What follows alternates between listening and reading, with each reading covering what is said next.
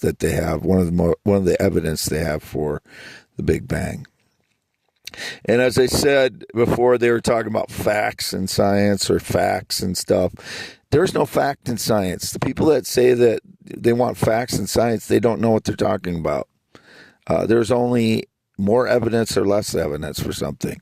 So whoever's saying facts in science, they have absolutely no idea what science is. There's either more evidence for something, for a theory in science, or less evidence. There are no facts. There are accepted theories and accepted calculations because some things have been, some things have more evidence for them, and they can be calculated over and over again. That doesn't mean that the concepts are necessarily correct, like what I'm talking about with the ether, because we assumed in science that I'm saying we because I didn't think about the ether until 2015 either so much. I didn't think about there actually being an ether until about 2015. So when I say we, I've been part of the science community since high school when I took science courses. That's what I consider. If you're thinking in the science way, you are part of the science community. I feel that, and I have since high school.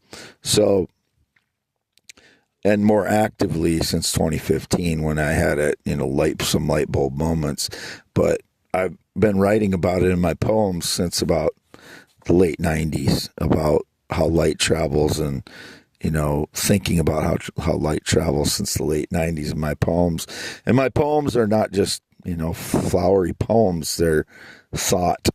They're basically catching thought and putting it down on paper so I can think about it more deeply or mark that moment.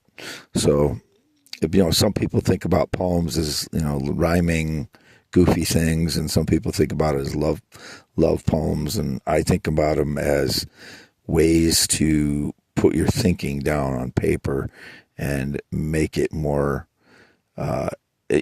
make your thinking more if you mark your thinking, then it's easier for you to think about what you were thinking about, or it's marking the moment in time, what you're feeling in that moment, whether it's to a person or about a subject or exploring new ideas. That's what poems are to me. A lot of times it's exploring new ideas for myself, whether you can call it philosophical or not. Everybody has a philosophy, and everybody that's written a philosophy book or been a philosopher. I'm not a philosopher. I don't consider myself a philosopher. I'm no more of a philosopher than anyone is. Everybody has a perspective about life. That is philosophy. And so I don't consider myself being a philosopher because I'm just talking about how I think about the world, and that's what any philosopher does. So as I was talking out loud the other day, I was saying that philosophy is like a mirror of a person's take on the world or a person's outlook on the world. So anybody that's written a book of philosophy, a lot of them are larger than life because their names precede them. They are not, they are just talking about their take on life. It's not like something that governs us.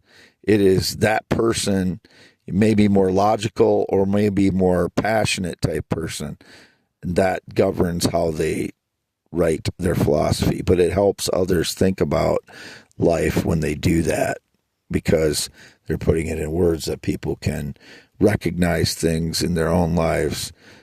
So there will never be a philosopher that gets everything, correct about humanity. There are some that are better at it, and some that have a better grasp on